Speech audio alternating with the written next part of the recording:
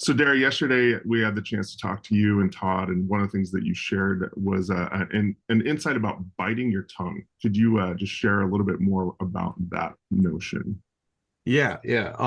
It started from an insight on how horrible I was at listening to my wife. And coming to that, and then meeting with a counselor, a psychologist, in a little bit more of an informal setting, just saying like, man, I'm learning what a terrible listener I am.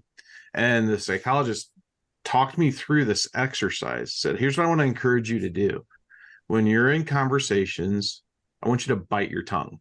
I'm like, oh yeah. She goes, no, like not the figurative. Like, I literally want you to bite your tongue. And the idea was just take the tip of your tongue and put your teeth over it while the person's talking, and have it there. And what you're going to be doing is you're training your brain that you have to actually let go of that grip to begin to speak.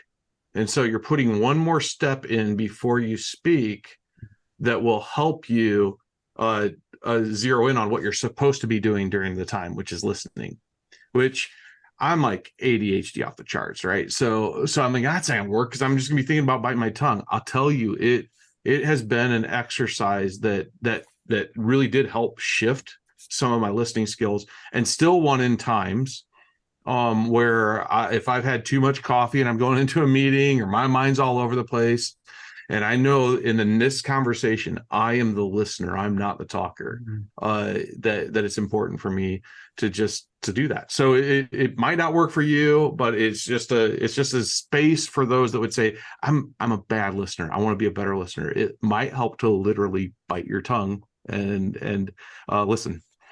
That's awesome. Thanks, Derry. That's some great words of wisdom.